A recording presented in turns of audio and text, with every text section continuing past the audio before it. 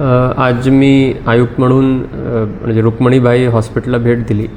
पण ते जाताना ॲज अ कॉमन मॅनच गेलो. मग तिथे केस पेपर घेऊन एमर्जन्सी वॉर्डला किंवा OPD वॉर्डला, फार्मसी वॉर्डला असे सगळे ठिकाणी भेट दिली. परवाची पण घटना आपले रुक्मिणीबाई हॉस्पिटलमध्ये जी घडली होती त्या दृष्टीने, त्याचबरोबर आपली आरोग्य सुविधा कसे सुदृढ होऊ शकते, कल्याण डोंबिवली नागरिकांना चांगली सुविधा कसे भेटेल, हेच उद्देश आमचा आहेत आयुक्त म्हणून. आणि प्रशासनाची त्याची सूचना आहेत, शासनाची सूचना आहेत. म्हणून आज गेल्यावर आपण म्हणजे मी स्वतः, त्याचबरोबर मग नंतर सगळे डॉक्टर्स आणि सगळे टीमही आलेत. आपण 1 to 1 सगळी गोष्टी चेकही केली. जे काही सुधारणा करण्याची गरज आहे त्याच्याबद्दलही सविस्तर चर्चा करण्यात आली. OPDमध्ये पेशंट्सला कसे योग्य रीतीने जलद गतीने त्यांना डॉक्टर भेटेल, ट्रीटमेंट होईल.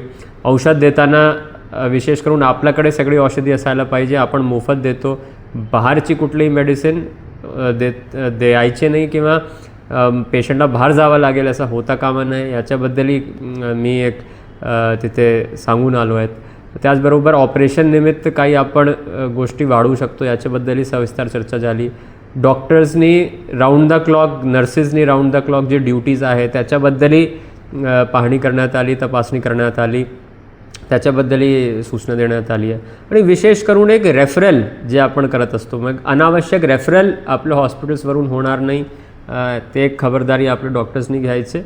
आणि रेफरल जर करावंच लागेल सिरियस पेशंटला गरजेप्रमाणे, डॉक्टरची ॲडवाईसप्रमाणे, मग ते रेफरल जलद गतीने वेळेवर झाला पाहिजे ॲम्ब्युलन्समार्फत. त्याच्या एक सिस्टम तयार करण्याची सूचना दिलेली आहे.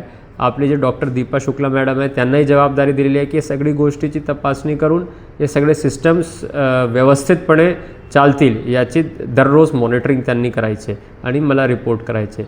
तर या दृष्टीने आपली आरोग्य सुविधा सुदृढ करण्यासाठी आजची माझी व्हिजिट होती.